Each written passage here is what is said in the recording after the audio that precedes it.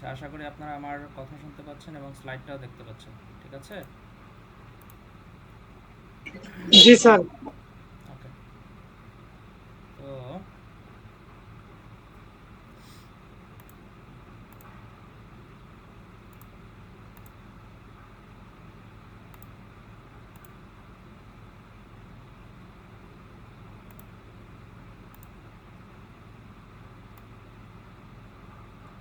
আচ্ছা, তো আমি শুরু করছি।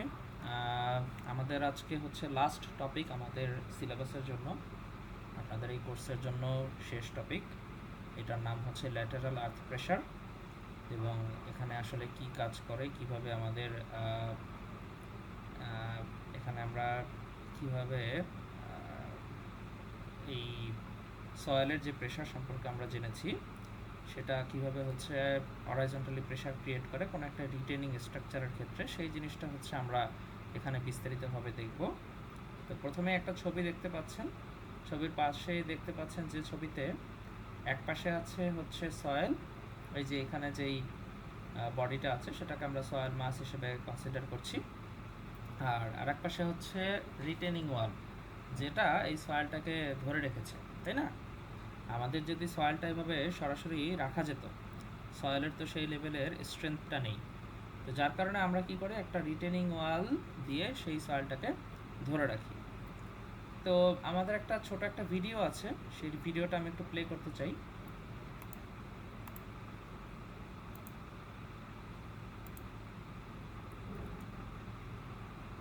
ভিডিওটা প্লে করে আমি আপনাদের সাথে শেয়ার করছি।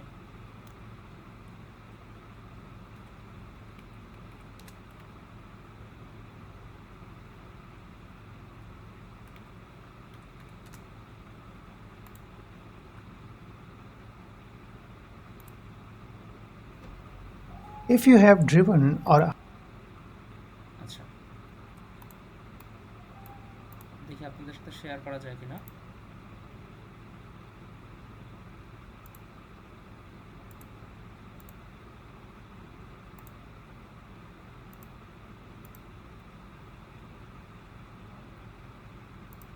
জি, আশা করি আপনারা ভিডিওটা দেখতে পাচ্ছেন। সাউন্ড না শুনলেও সমস্যা নেই, আমি যেহেতু কথা বলছি আমার কথা আপনারা শুনতে পেলেই হবে। ঠিক আছে?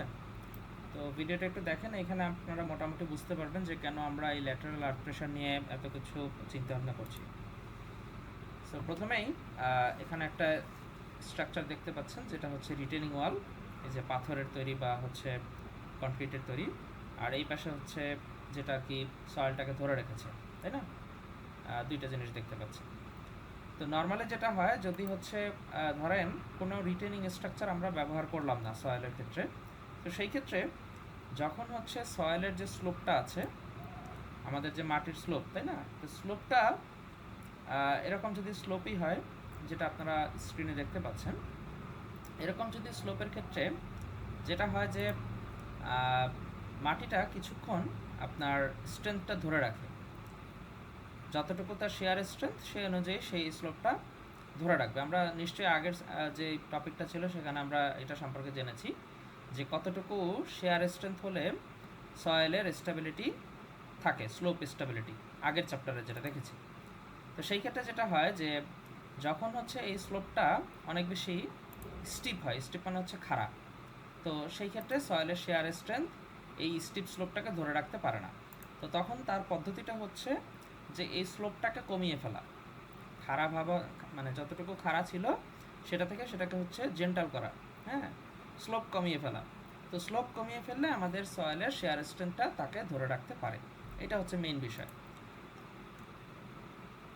এই যে এটা হচ্ছে ক্রিটিক্যাল অ্যাঙ্গেল, এর থেকে কম হলে আমাদের এইটা সেফ স্লোপ আর কি। তো এখন রিটেনিং ওয়াল কখন আমরা ব্যবহার করব, যখন আমাদের ওই জেন্টাল স্লোপ, অর্থাৎ স্লোপটাকে আমরা ওই জেন্টাল করার মতো জায়গা থাকবে না। বুঝতে পারছেন যে আমাদের যে সয়েলটা আছে সেটা কোনো কারণে আমাদের এই স্লোপটা সেফ স্লোপ করার উপায় নেই, সেই ক্ষেত্রে আমরা কি করি, সেই ক্ষেত্রে ওই স্টিপ স্লোপটাকে ধরে রাখার জন্য আমরা রিটেনিং ওয়াল বসাই। এই যে রিটেনিং ওয়াল, ঠিক আছে, রিটেনিং ওয়ালটা আমরা এখানে বসিয়েছি। তো এইটুকুই দেখানোর ছিল আপনাদের। এই যে এখানের যে ভিডিওটা ছিল সেই ভিডিওটা অলরেডি আপনাদের ক্লাস ওয়ার্কে দিয়ে দিয়েছি, আপনারা ক্লাস ওয়ার্কে ঢুকলে ল্যাটারাল আর্থ প্রেশার যেটা আছে সেই সেখানে যে ম্যাটেরিয়ালটা আছে সেখানে এই ভিডিওটা পেয়ে যাবেন, যদি কারো দেখার ইচ্ছে হয় সেখান থেকে দেখে নেবেন। আচ্ছা, এবার আসি আমাদের স্লাইডে, যেটা আর কি আমরা কন্টিনিউ করছিলাম। ঠিক আছে, আচ্ছা, স্লাইডটা দেখতে পাচ্ছেন সবাই? জি স্যার। আচ্ছা, ঠিক আছে।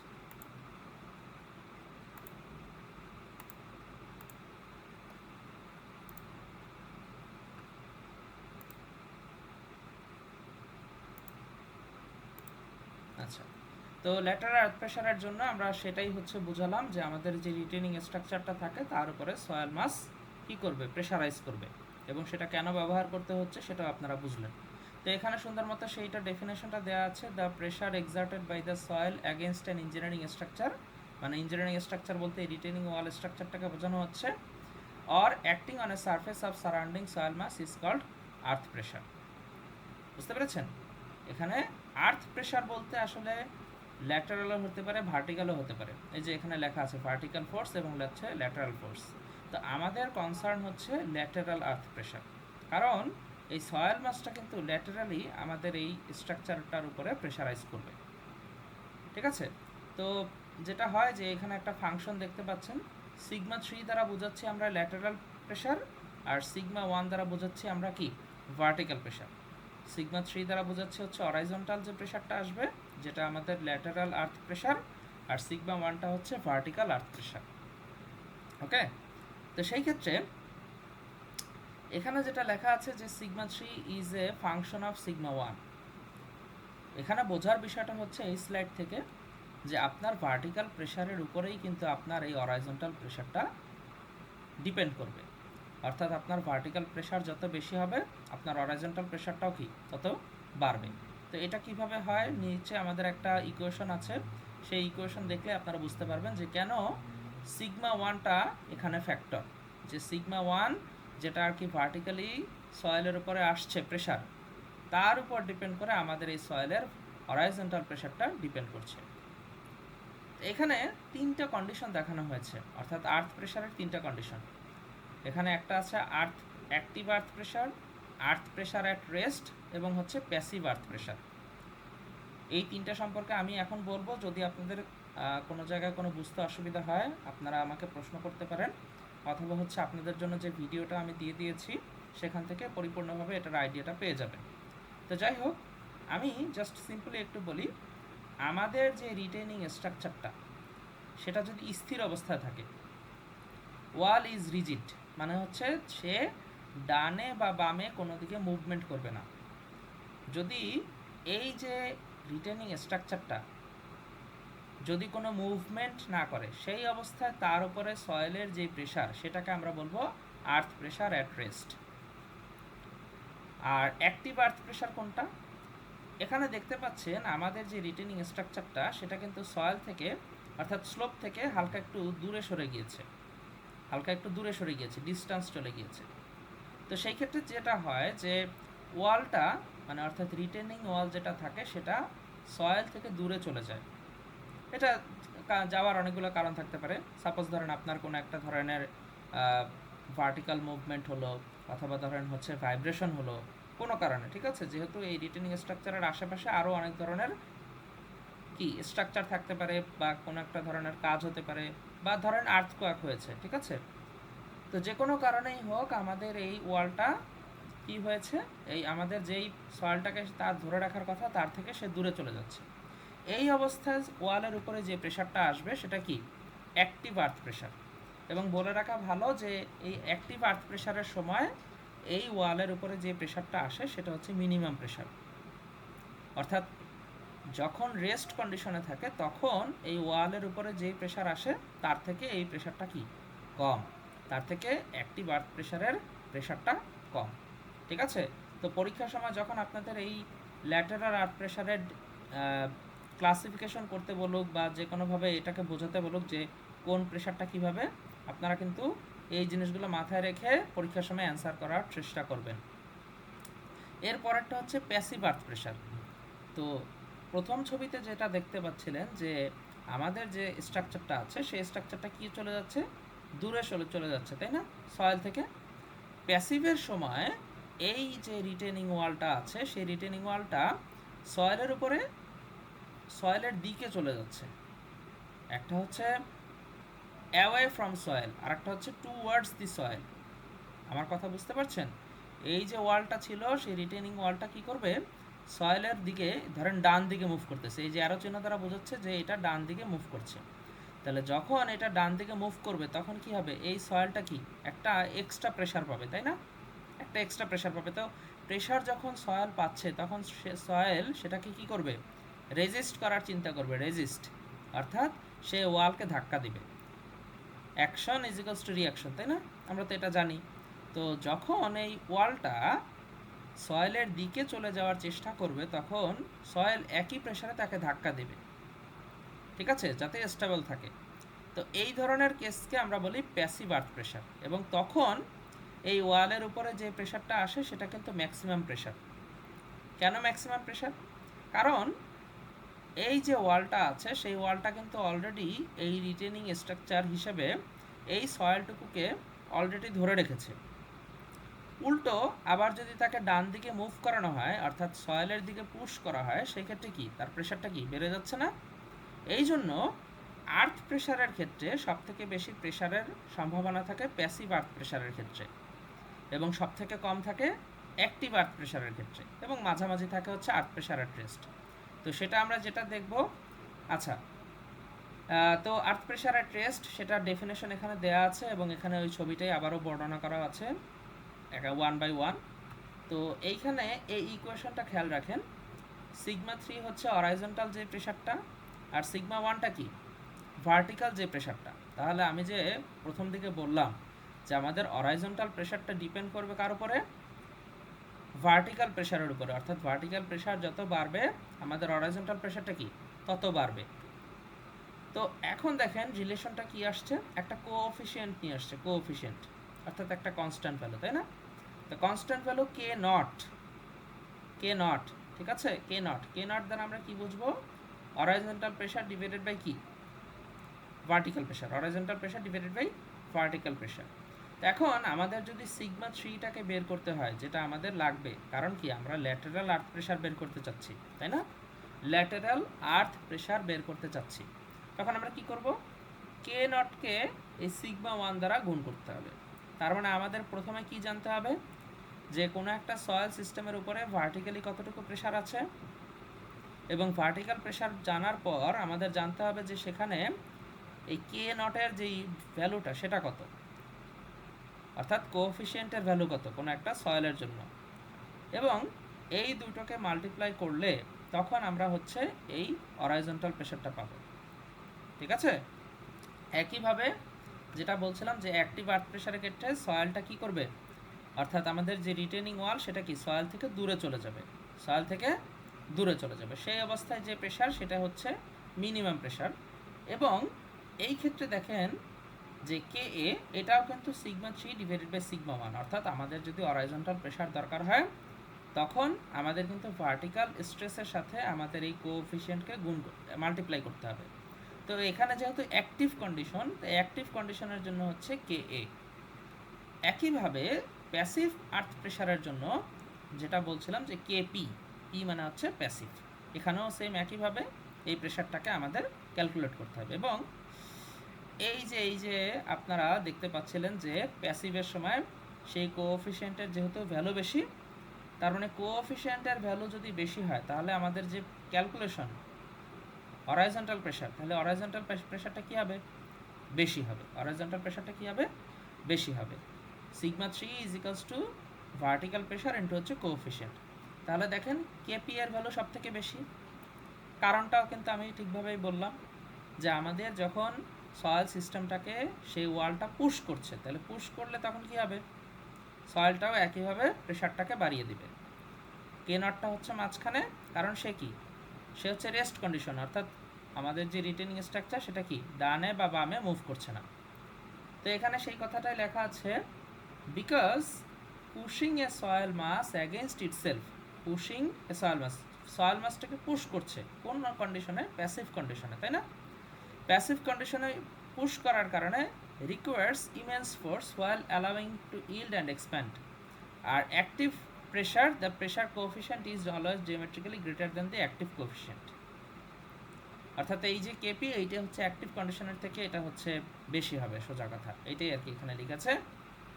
এই যে the passive coefficient is always greater than the active coefficient, that's it.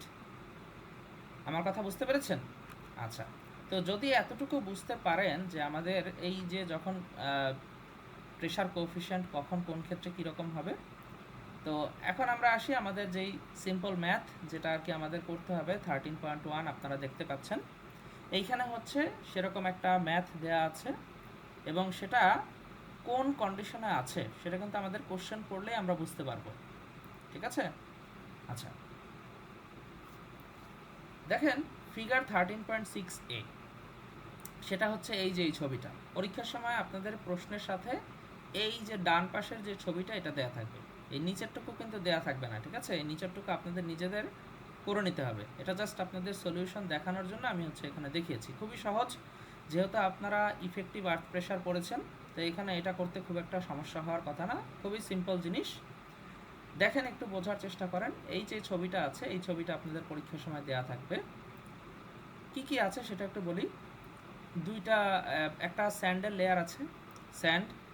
তাহলে স্যান্ডের লেয়ার থাকলে সেই ক্ষেত্রে তার কোহেশনের ভ্যালু হবে 0, তাই না? C cohesion. আর অ্যাঙ্গুলার ফ্রিকশনের ভ্যালু দেওয়া আছে 30 ডিগ্রি এবং ইউনিট ওয়েট দেওয়া আছে 100 পাউন্ড পার ফিট কিউব। আর এটা যেহেতু স্যাচুরেটেড কন্ডিশনে আছে, এই যে দেখেন বি পয়েন্ট থেকে নিচের দিকে এই যে দেখেন ওয়াটার টেবিল দেওয়া আছে, তাহলে ওয়াটার টেবিলের নিচের অংশে কি আছে? পানি আছে। তাহলে পানি যদি থাকে সেই ক্ষেত্রে তার ইউনিট ওয়েটটা কি চেঞ্জ হয়ে গেল 122.4। এই হচ্ছে বিষয় এই ছবি থেকে। এবং এইটা হচ্ছে সয়েল এবং এখানে যে যেটা আর কি একটু ডিপ করে দেয়া আছে সেটা হচ্ছে আমাদের রিটেনিং ওয়াল। এবং রিটেনিং ওয়ালের উচ্চতা কতটুকু আছে? 10 ফিট প্লাস 5 ফিট। তো এখন আমাদের বের করতে হবে যে এই সয়েল সিস্টেমটা আমাদের এই রিটেনিং ওয়ালের উপরে কতটুকু প্রেশার দিচ্ছে এবং সেটা কোন পয়েন্টে দিচ্ছে, ঠিক আছে? কতটুকু প্রেশার দিচ্ছে এবং কোন পয়েন্টে দিচ্ছে। তো দেখেন, shows a 15-point retaining wall, the wall is restrained from yielding। এখানে এই কথাটার মাধ্যমে কিন্তু বুঝে ফেলতে হবে যে আমাদের এই আর্থ প্রেশারটা কোন ধরনের আর্থ প্রেশার, অ্যাক্টিভ, প্যাসিভ নাকি হচ্ছে অ্যাট রেস্ট। তো যেহেতু রেস্ট্রেন্ড ফ্রম ইল্ডিং, ইল্ডিং মানে হচ্ছে যে আমাদের এই রিটেনিং ওয়ালটা কোনো দিকে মুভমেন্ট করছে না। অ্যাক্টিভ এবং প্যাসিভের বেলায় কি হচ্ছিল? কোনো না কোনো দিকে মুভমেন্ট করছিল, তাই না? ওয়াল টিল্টস অ্যাওয়ে ফ্রম সয়েল, অর্থাৎ সয়েল থেকে দূরে সরে যাওয়া। আর ওয়াল পুশড ইনটু সয়েল, অর্থাৎ টুওয়ার্ডস দি সয়েল।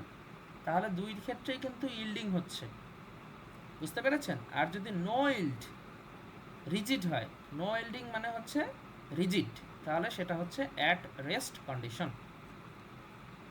তাহলে এই লাইনের মাধ্যমে আমরা কিন্তু বুঝে ফেলছি যে আমাদের এখানে যে সয়েলের যে প্রেশার সেটা কিন্তু অ্যাট রেস্ট কন্ডিশনে আছে। এবং এখানে প্রশ্নে বলছে যে calculate the lateral force and also determine the location of the রিজাল্টেন্ট force. কিছু বলছেন? এই বিষয়টা আরেকটু জানি। এটা ক্লাস মাত্র জয়েন করেছেন নাকি শুরু থেকে আছেন? ওটা কি তো আসছে মাত্র যে বিষয়টা বুঝাই। আচ্ছা আচ্ছা, তাহলে আবার বলতে হবে।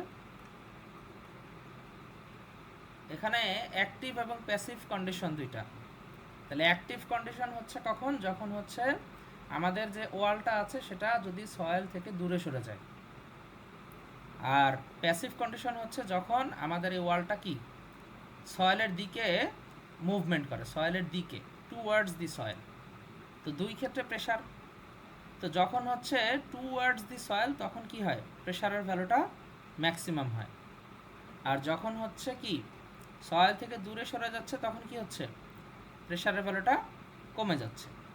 আর রেস্ট কন্ডিশনের জন্য সেটা কি নিউট্রাল অবস্থায় আছে, অর্থাৎ মাঝামাঝি অবস্থায় আছে। তো এখন আমাদের প্রশ্নে দেখেন কি বলেছে। প্রশ্নে বলেছে the wall is রেস্ট্রেন্ড from yielding, মানে সে ডানেও যাচ্ছে না বামেও যাচ্ছে না, সয়েলের দিকেও যাচ্ছে না, সয়েল থেকে দূরেও সরে যাচ্ছে না। তাহলে এটা কোন কন্ডিশন? মাঝেরটা কি সেটা কি? yield condition, হ্যাঁ বুঝিনি, আবার বলেন। rest condition. রেস্ট কন্ডিশন, ঠিক আছে, অ্যাট রেস্ট কন্ডিশন, বুঝতে পেরেছেন? হ্যালো, yes বোঝা গেছে? yes স্যার রেস্ট কন্ডিশন দেয়। জি জি, তাহলে রেস্ট কন্ডিশন, তাহলে রেস্ট কন্ডিশনের জন্য এখন আমাদের এখানে কোন কোএফিসিয়েন্ট আসবে? আসবে হচ্ছে কে নট, ঠিক আছে, এই যে কে নট, এই যে কে নট, এই হচ্ছে বিষয়। তো এটুকুই বলছি। তো এখন আমাদের বের করতে বলেছে যে কতটুকু ল্যাটেরাল ফোর্স এই ওয়ালের উপরে আছে, আর determine the location of the resultant force, determine the location of the resultant force, অর্থাৎ এই ওয়ালের কোন পয়েন্টে সেই ফোর্সটা কাজ করবে, ঠিক না? যে রেজাল্টেন্ট ফোর্সটা তো যে কোনো একটা নির্দিষ্ট পয়েন্ট দিয়ে কাজ করবে, তো সেটা বের করতে হবে। এবং আর একটা কথা বলে দিয়েছে যে assume that for sand OCR is equals to 2। OCR মানে কি মনে আছে? Over consolidation ratio. ওসিআর মানে হচ্ছে ওভার কনসলিডেশন রেশিও। তো ওসিআর কি, সেটা কিভাবে আসে, সেটা নিশ্চয়ই কম্প্রেসিবিলিটি অফ সয়েল যারা ভালো মতো পড়েছেন সেখানে হচ্ছে পেয়ে যাবেন, স্লাইডটা ওপেন করলেই। তো এখানে ওসিআর এর ভ্যালু দেওয়া আছে 2। এখন সলিউশনে চলে যাই যে কি কি হচ্ছে আমাদের বের করতে হচ্ছে। সলিউশনে প্রথমে এই যে সয়েল সিস্টেমটা আছে তার কোএফিসিয়েন্টের ভ্যালু বের করতে হবে, হরাইজন্টাল কোএফিসিয়েন্ট, অর্থাৎ আর্থ প্রেসার কোএফিসিয়েন্ট বের করতে হবে। তাহলে যেহেতু এটা রেস্ট কন্ডিশনে আছে, at rest, earth pressure at rest, এটা তো আমরা ধরে ফেলছি। এখন আর্থ প্রেসার অ্যাট রেস্ট কন্ডিশনের জন্য আমার কে নট, এবং তার জন্য আমাদের ইকুয়েশন হচ্ছে 1 minus sine phi prime into OCR to the power sine phi prime, এইটা হচ্ছে আমাদের ইকুয়েশন। তাহলে দেখেন ওসিআর এর ভ্যালু দেওয়া আছে 2, ফাই প্রাইমের ভ্যালু দেওয়া আছে দেখেন 30 ডিগ্রি 30 ডিগ্রি। এইখানে সয়েলের সিস্টেম কয়টা? একটাই সিস্টেম, তাই না? শুধু স্যান্ড, অর্থাৎ একই টাইপের সয়েল আছে, শুধুমাত্র ডিফারেন্সটা ক্রিয়েট হচ্ছে যে এই যে বি পয়েন্টে ওয়াটার টেবিল আসছে, কিন্তু পুরো যে সয়েলটা সেটা কি আছে? একটাই সয়েল, ঠিক আছে? তো সেই জন্য আমাদের দেখেন ফাই এর ভ্যালু দুই ক্ষেত্রেই কি 30 ডিগ্রি। তাহলে দুইটা যদি 30 ডিগ্রি হয় তাহলে এখানে কে নট এর ভ্যালু একটাই হবে, অর্থাৎ একটা সয়েল সিস্টেমের জন্য আমার কি একটাই কোএফিসিয়েন্ট, একটা সয়েল সিস্টেমের জন্য আমার কি একটাই কোএফিসিয়েন্ট। তাহলে কে নট সমান সমান বের হবে কত?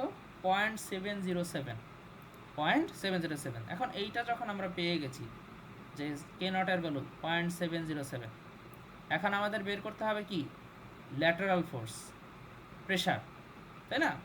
তাহলে দেখেন প্রথম পয়েন্টটা হচ্ছে জেড, এই যে রিটেনিং ওয়ালের একদম টপ থেকে শুরু করতে হবে কাজ। তাহলে একদম টপে পয়েন্ট আছে ধরেন এ পয়েন্ট, এরপরে বি পয়েন্ট, এরপরে সি পয়েন্ট, ওকে? তাহলে এ পয়েন্ট থেকে এই যে জেড ভ্যালু শুরু হয়েছে, অর্থাৎ এ পয়েন্টে জেড এর ভ্যালু কত? 0। এ পয়েন্টে জেড এর ভ্যালু কত? 0। বি পয়েন্টে জেড এর ভ্যালু কত? 10, আর সি পয়েন্টে 15। জেড হচ্ছে ধরেন হচ্ছে আমরা ওই যে এক্স এক্সিস ধরি না, ওরকম একটা জেড এক্সিস ধরে নিয়েছে যে আমার উচ্চতা কতটুকু বাড়তেছে ধীরে ধীরে, এবং আমরা কিন্তু বটম থেকে শুরু করে নিই, টপ থেকে শুরু করছি, কারণ আমার প্রেশারটা সবসময় কিসের থেকে আসবে? উপর থেকে আসবে, তাই না? উপর থেকে আসবে, সয়েলের উপরে প্রেশার। তো এই জন্য আমরা টপ থেকে আমার এই জেড এর ভ্যালুটা শুরু করেছি। তো যখন জেড এর ভ্যালু 0 তখন আমার ইফেক্টিভ স্ট্রেস 0, কারণ যখন হচ্ছে জেড এর ভ্যালু 0 তখন কি উপরে আর কিছু আছে ইফেক্টিভ স্ট্রেসের জন্য বা স্ট্রেস আসার জন্য? স্ট্রেসটা কিভাবে আসবে? সয়েলের নিজের একটা নিজস্ব ওয়েট, সেইটা যদি থাকে শুধুমাত্র তখনই কি আসবে? প্রেশার আসবে। তো দেখেন জেড ইজিক্যালস টু যখন 0 তখন কিন্তু আমার ইফেক্টিভ স্ট্রেসের ভ্যালু চলে আসলো 0,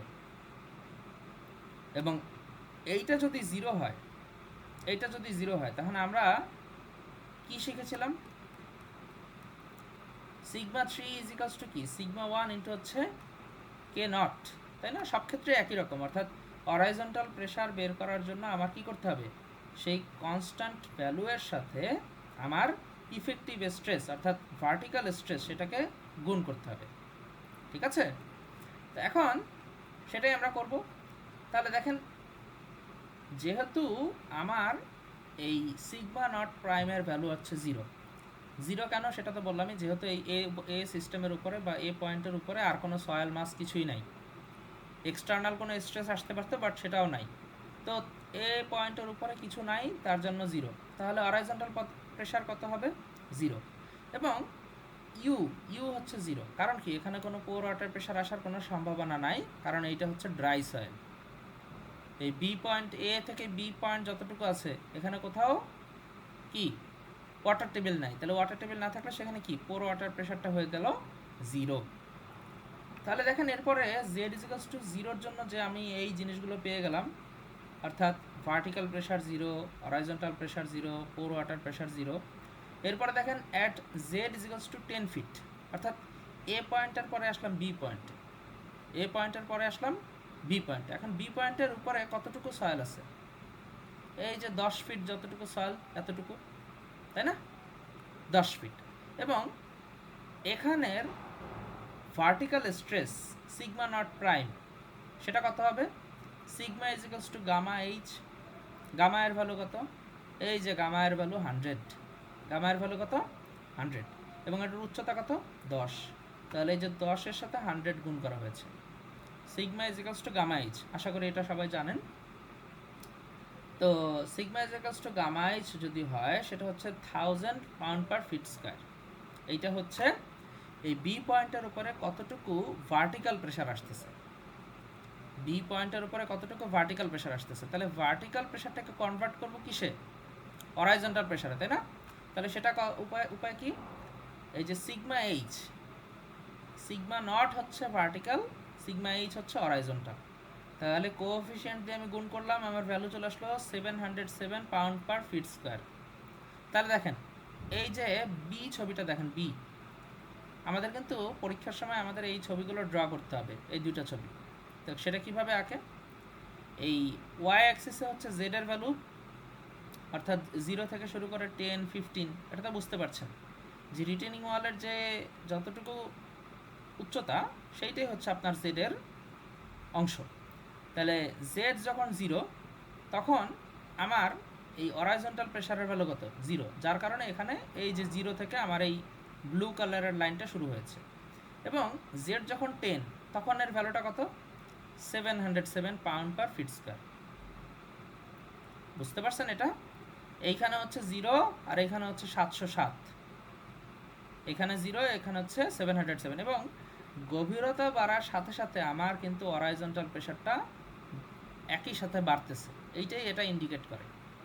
ঠিক আছে, 707। এবার দেখেন, যেহেতু এ থেকে বি পয়েন্টে আসার মধ্যে কোনো জায়গায় কোনো পোর ওয়াটার প্রেশার নাই, কারণ বি পয়েন্টের পর থেকে ওয়াটার টেবিলটা শুরু হয়েছে, তার মানে এইখানে যে সয়েলটা ছিল এ এবং বি এই গভীরতার মধ্যে, এখানে কোনো পোর ওয়াটার প্রেশার কি নাই, তার মানে ইউ ইজিক্যালস টু 0। ওকে, এবার দেখেন জেড ইজিক্যালস টু 15 ফিট। কতটুকু? 15 ফিট, অর্থাৎ কি এই যে সি পয়েন্ট, এইখানে সি পয়েন্ট। তাহলে সি পয়েন্ট হলে সি পয়েন্টের উপরে কতটুকু ভার্টিক্যাল স্ট্রেস আছে সেটা হিসাব করতে হবে। সি পয়েন্টের উপরে যা আছে সবগুলোকে হিসাব করতে হবে। তাহলে সি পয়েন্টের উপরে কারা আছে? এ থেকে বি গভীরতার মধ্যে যতটুকু আছে ততটুকু, আবার বি থেকে সিতে যা আছে তাও। তাহলে দেখেন সিগমা নট প্রাইম 10 ইন্টু হচ্ছে 100, sigma naught prime equals to হচ্ছে 10 ইন্টু 100 প্লাস 5 ইন্টু 122.4 মাইনাস 62.4। এখন লাইনটাকে একটু ভেঙে বলি, 10 ইন্টু 100 কেন করলাম? কারণ সি পয়েন্টের উপরে এ বি গভীরতার যত কিছু আছে সয়েল সবারটা কি হবে? অ্যাড হবে। তাহলে সেটার জন্য আমার প্রেশার কত আসতেছে? 10 ইন্টু 100, 10 ইন্টু 100, এইটা হচ্ছে ভার্টিক্যাল প্রেশার। এরপরে প্লাস কেন? কারণ সি পয়েন্টের উপরে তো এই যে এতটুকু আছে বি এবং সি, এই যে বি থেকে সি এইটাও আছে, টাফ, বি এবং সি যতটুকু আছে এটাও অ্যাড হবে। তাহলে এখানে 5 5 হচ্ছে গামা এই এইচ এর ভ্যালু, যেটা হচ্ছে ডেপথ 5 ফিট ইন্টু 122.4 মাইনাস 62.4। এখন 122.4 মাইনাস 62.4 কেন হলো? কারণ এই যে ইউনিট ওয়েট এটা হচ্ছে স্যাচুরেটেড কন্ডিশনে। তাহলে স্যাচুরেটেড কন্ডিশনে ইউনিট ওয়েট যেটা আছে সেটা থেকে কী করতে হবে? ওয়াটারটা বাদ দিতে হবে, গামা ডব্লু বাদ দিতে হবে। তাহলে গামা ডব্লু এর ভ্যালু কত? 62.4। তাহলে এই টোটালটা হিসাব করলে 1300 পাউন্ড পার ফিট স্কয়ার। তাহলে Z is equals to 15 feet যখন, তখন আমার ভার্টিক্যাল স্ট্রেসের ভ্যালু হচ্ছে 1300 পাউন্ড পার ফিট স্কয়ার। তাহলে এখন এখানে দুইটা কেন আসলো? কারণ সি পয়েন্টের উপরে দুইটা লেয়ার আছে, এ থেকে বি আবার বি থেকে সি। বুঝা গেছে? এখন sigma naught prime is equals two 1300 pound per feet square, এটা যখন আসছে, হরাইজন্টাল প্রেসারের ভ্যালু দেখেন চলে আসছে কত? 0.707। এই যে আমরা প্রথমে বের করে নিয়েছি, সেইখান থেকে দেখেন দুইটা গুণ করলে চলে আসছে 919.1 পাউন্ড পার ফিট স্কয়ার। দেখেন এই যে 707 ছিল, সেখান থেকে আমার কত? 919.1। এইটাই জাস্ট আমরা বের করলাম, ঠিক আছে? আচ্ছা, তাহলে এইটা গেল। এখন একটা জিনিস আমাদের বাদ পড়ে গেছে, সেটা হচ্ছে বি থেকে সি আসার সময় এখানে কিন্তু পানি আছে। কি আছে? পানি আছে। তো পানির প্রেশার কি হবে? ধীরে ধীরে আস্তে কি হবে? বাড়বে, তাই না? এই যে দেখেন ধীরে ধীরে আস্তে আস্তে বাড়ছে। তো এখন পানির প্রেশার, পোর ওয়াটার প্রেশার, সেটা কিভাবে বের করব? সিগমা ইজ ইকুয়ালস টু হচ্ছে গামা এইচ। তাহলে এখানে গামাটা হবে গামা ডব্লিউ, এই যে গামা ডব্লিউ, সেটার ভ্যালু হচ্ছে 62.4। আর 5 ফিট কেন? কারণ এখানে পানি আছে 5 ফিটে। তাহলে 5 ইন্টু গামা ডব্লিউ করলে 62.4 ইকুয়ালস টু আসে হচ্ছে 312 pound per feet square. 312 pound per feet square. তাহলে এই যে পানির প্রেশারটা, পানি কিন্তু ল্যাটারালেও একটা প্রেশার দিবে, অর্থাৎ এই যে সয়েল সিস্টেমটা ধরে রাখার জন্য যে রিটেনিং ওয়ালটা বসেছেন, সেই রিটেনিং ওয়ালে পানিও প্রেশার দিচ্ছে, আবার সয়েলও প্রেশার দিচ্ছে। পানিও প্রেশার দিচ্ছে, সয়েলও প্রেশার দিচ্ছে। যতটুকু পানি আছে ততটুকুর জন্য আমার যে প্রেশার, সেটা আমি হিসাব করলাম, এই যে 312। এটা বুঝতে পেরেছেন? এই যে 10 ফিট যখন আসছে তখন কিন্তু পানির প্রেশার নাই, কারণ বি পয়েন্ট পর্যন্ত কিন্তু পানির উপস্থিতি নেই, যার কারণে এখানে পোর ওয়াটার প্রেশারের ভ্যালু হয়েছে 0। কিন্তু যখন 15তে আসছেন তখন দেখেন আমার পোর ওয়াটার প্রেশারের ভ্যালু চলে আসছে 312, বেড়ে গেছে, ঠিক আছে? এখন এই যে কতগুলো কি বলে ত্রিভুজ এবং হচ্ছে মানে অর্থাৎ ট্রায়াঙ্গেল এবং রেক্ট্যাঙ্গেল ক্রিয়েট হয়েছে, সেগুলোকে আমরা নাম্বারিং করব 1 2 3 4। এটা করার একটা কারণ আছে, কারণ আমরা এখন পর্যন্ত খালি ওই একটা নির্দিষ্ট পয়েন্টে কতটুকু প্রেশার আছে সেটা বের করতেছি, কিন্তু পুরা রিটেনিং ওয়ালের উপরে কতটুকু প্রেশার আসতেছে সেটা কিন্তু আমরা এখনও জানি না। তো সেটা জানার জন্য কি করতে হবে? যে দেখেন lateral force P not is equals two area 1, area 2, area 3, area 4। অর্থাৎ আপনাকে এই রিটেনিং ওয়ালের উপরে কতটুকু প্রেশার আছে সেটা বের করতে হলে আপনাকে কি করতে হবে? এই যে ত্রিভুজ এবং চতুর্ভুজ যা যা আসছে আর কি, এইগুলার এরিয়াগুলোকে যোগ করতে হবে। তাহলে ফার্স্ট এরিয়া হচ্ছে একটা ট্রায়াঙ্গেলের, 2 নাম্বারটা হচ্ছে একটা রেক্ট্যাঙ্গেল, 3 নাম্বারটা হচ্ছে একটা রেক্ট্যাঙ্গেল, 4 নাম্বারটাও হচ্ছে একটা রেক্ট্যাঙ্গেল। তাহলে এই 4টা জিনিসের যখন আপনি এরিয়া যোগ করবেন তখন হচ্ছে আপনি সামেশনের মাধ্যমে আপনি পেয়ে যাবেন ল্যাটারাল ফোর্স, ঠিক আছে? তা এখন আমার সাথে সাথে করেন। প্রথম যে এরিয়া 1, সেই এরিয়া 1টা হচ্ছে হাফ ইন্টু 10 ইন্টু হচ্ছে 707, হাফ ইন্টু ভূমি ইন্টু উচ্চতা।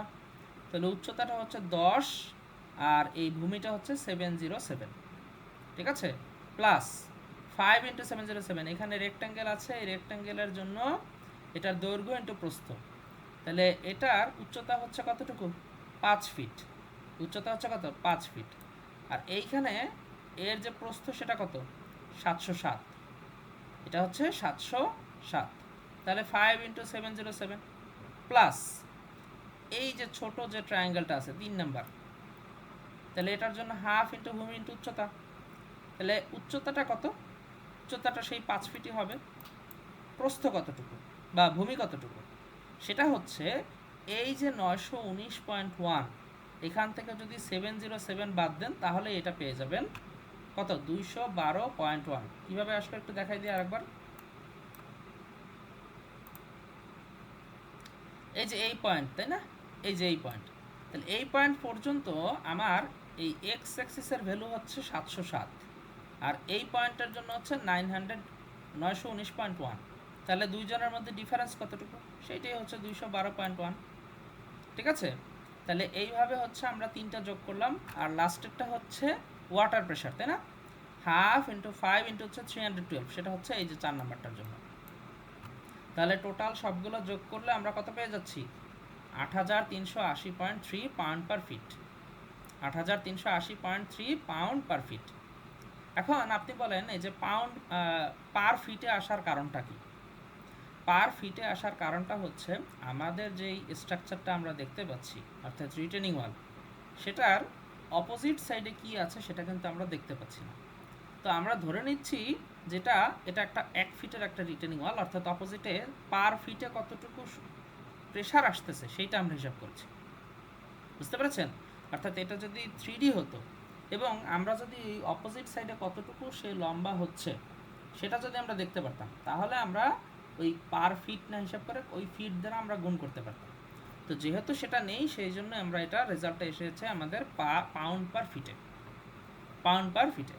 এখন এইটা হচ্ছে আমার টোটাল প্রেশার। এখন টোটাল প্রেশার তো একটা নির্দিষ্ট পয়েন্ট দিয়ে কাজ করবে, তাই না? তা আমরা যেহেতু জেড ধরে ফেলেছি, তাহলে জেডের যে কোনো একটা পয়েন্টে আমার এই রেজাল্টেন্ট প্রেশারটা কাজ করবে। তাহলে সেটা বের করার উপায় কি?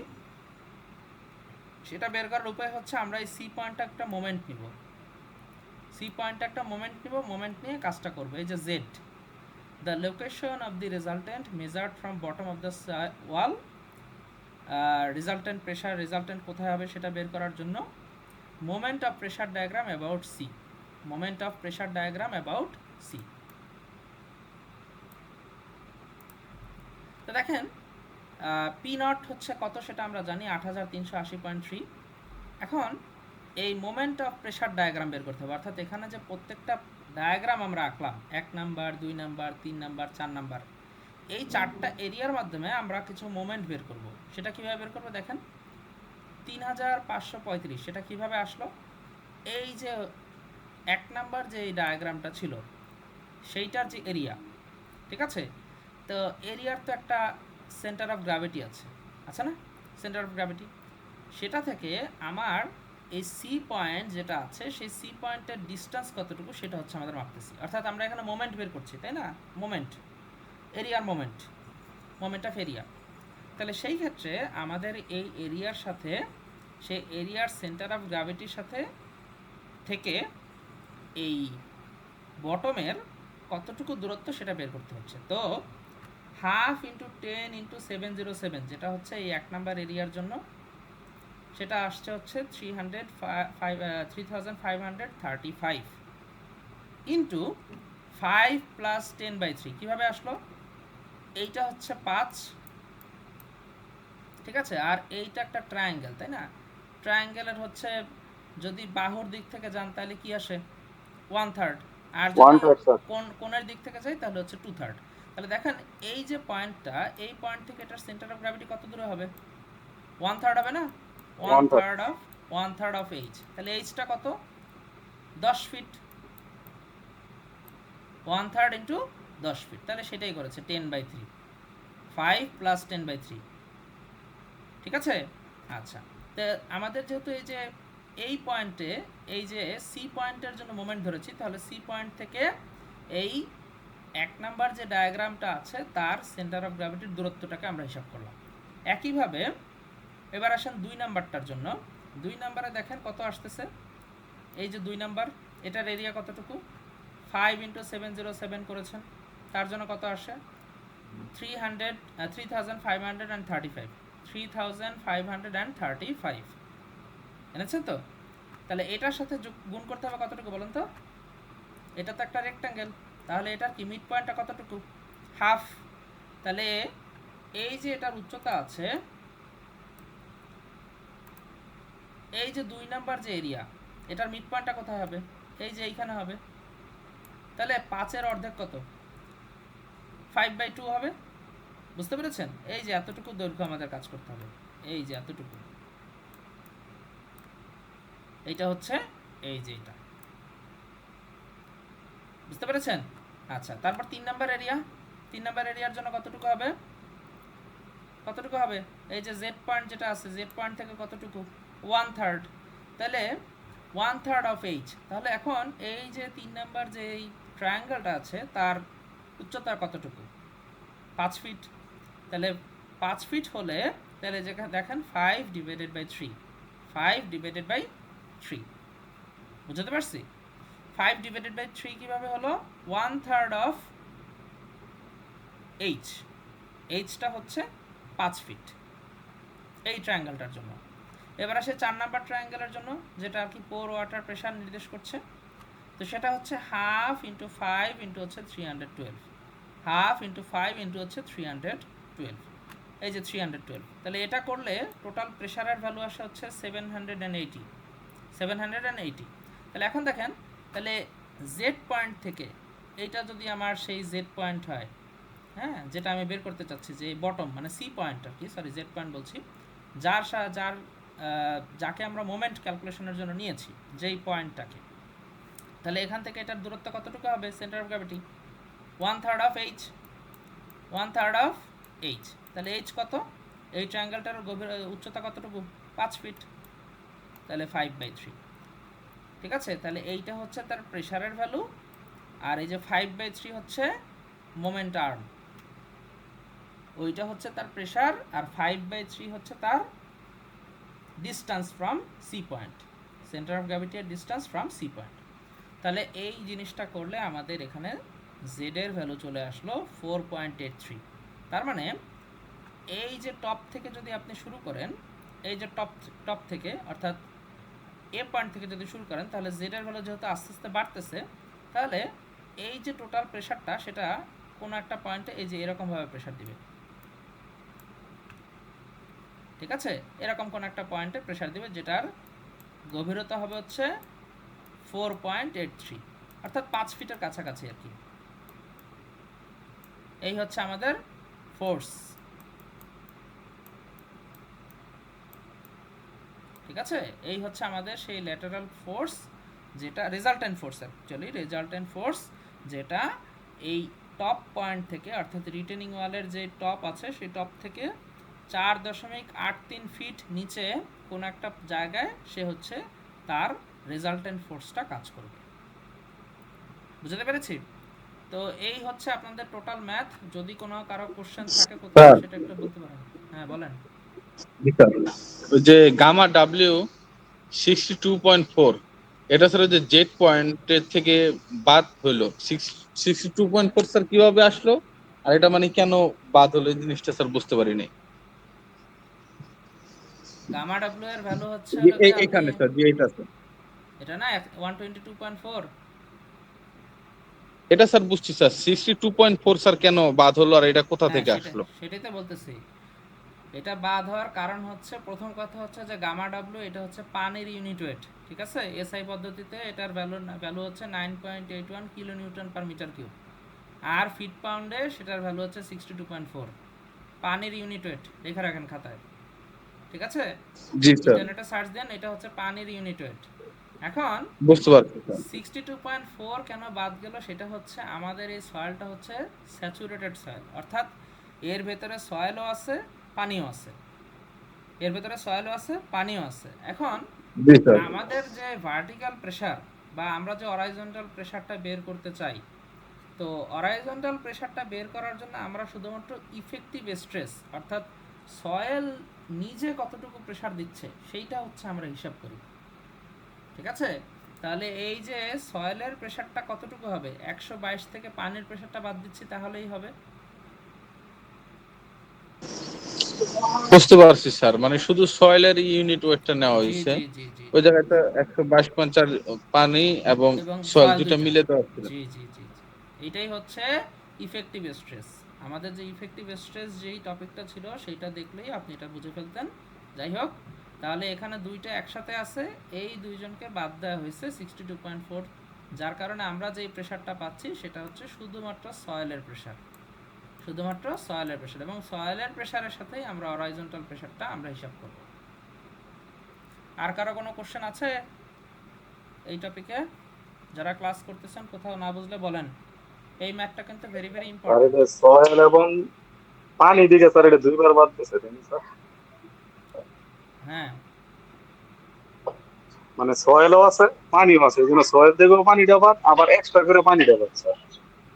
এক্সট্রা করে পানি লাস্টের বাদ দেওয়া হয় না তো, পানি তো আলটিমেটলি আছেই, কিন্তু আপনি যখন হরাইজন্টাল প্রেশার বের করবেন, সে মাটির হরাইজন্টাল প্রেশার, তখন আপনাকে সয়েলের প্রেশারটা দিয়ে এটাকে গুণ করতে হবে। অর্থাৎ এখানে যে 1300 আসছে, এই 1300-র মধ্যে কোথাও পানির অবস্থান নেই, 1300-র মধ্যে কোথাও পানির অবস্থান নেই, পানিটাকে বাদ দিয়ে দেওয়া হয়েছে। তাহলে এখন যে হরাইজন্টাল প্রেশারটা আসতেছে এটা শুধুমাত্র সয়েলের জন্য। আর পানি হরাইজন্টালি প্রেশার পরবর্তীতে দিচ্ছে, একসময় দিবে, কিন্তু সেটার জন্য আমরা আলাদাভাবে হিসাব করেছি। ঠিক আছে? জি স্যার, জি স্যার। আচ্ছা, ঠিক আছে। তাহলে এই হচ্ছে আপনাদের ম্যাথ এবং এক্সাম্পল 13.4, এখানেও সেই একইভাবে আপনাদের ল্যাটারাল ফোর্স বের করতে হবে এবং জেড এর ভ্যালু বের করতে হবে। তো প্রসেস একদম সেম, জাস্ট আমি একটু ডিফারেন্সটা বলে দিচ্ছি। এইখানে যেটা আছে যে এখানে দেখেন র্যাঙ্কিনস অ্যাক্টিভ স্টেট, তাহলে এটা কোন কন্ডিশন? Active condition. ঠিক আছে? তাহলে অ্যাক্টিভ কন্ডিশনের জন্য আপনার কোএফিসিয়েন্ট কিন্তু কে এ, অ্যাক্টিভ কন্ডিশনের জন্য আপনার ভ্যালু হচ্ছে কে এ। ঠিক আছে? অ্যাক্টিভ কন্ডিশনের যদি কে এ হয়, সেটা বের করার জন্য ইকুয়েশন কিন্তু ডিফারেন্ট। এই যে দেখেন কে এ 1 মাইনাস সাইন 30 1 প্লাস সাইন 30। এখন এই 30 কীভাবে আসলো? এটা হচ্ছে যে ফ্রিকশন অ্যাঙ্গেল। এবং দেখেন এখানে সয়েল যেহেতু দুইটা, এই একটা দুইটা, তাহলে দেখেন ফাইয়ের ভ্যালু কিন্তু চেঞ্জ হয়েছে, 30 আর 35। তো এই জিনিসটা একটু মাথায় রাখতে হবে। ঠিক আছে? যে আমাদের সয়েল চেঞ্জ হলে কিন্তু আমাদের এখানের যে কোএফিসিয়েন্ট আছে সেই কোএফিসিয়েন্টের ভ্যালুটাও কিন্তু চেঞ্জ হয়ে যাবে। সো একইভাবে ওই যে z = 3, z = 6, এভাবে করে আপনারা এরকম একটা ডায়াগ্রাম পাবেন। ডায়াগ্রামটা দেখে ভয় পাওয়ার কিছু নাই, এটা জাস্ট আগের মতোই সব কিছু, এখানে জাস্ট একটু আপনাকে ডিটেলসে দেখানো হয়েছে। ঠিক আছে? তো এই দুইটা ম্যাথ আপনারা হচ্ছে প্র্যাকটিস করবেন। ল্যাটারাল আর্থ প্রেশার থেকে যতটুকু দেখানো পসিবল ছিল ততটুকু দেখিয়েছি, এবং আপনারা হচ্ছে এই যে কোন প্রেশারটাকে কি বলে, at rest condition, active, passive, তিনটার মধ্যে কি কি ঘটনা ঘটে, এই জিনিসগুলোকে একটু মাথায় রাখবেন। ডেফিনেশন এখানে দেওয়া আছে, অ্যাক্টিভ আর্থ প্রেশার ইসের সবগুলোর ডেফিনেশন দেওয়া আছে, এই জিনিসগুলো দেখবেন। এবং আপনাদের যে ক্লাস ওয়ার্ক আছে সেখানে একটা ইউটিউব ভিডিও লিঙ্ক দেওয়া আছে, আমার অনলাইন ক্লাসের রেকর্ডিং বাদেও আপনাদের এটার সাথেই ওখানে একটা লিঙ্ক দেওয়া আছে ইউটিউবের, যেখান থেকে আমি যে শুরুর দিকে যে ভিডিওটা দেখাইছি সেটা, তো ওটা দেখে নেবেন। ওটা দেখলে আপনারা আর একটু ক্লিয়ার হয়ে যাবেন, সমস্যা নেই। ঠিক আছে? তো আজকের ক্লাস আমি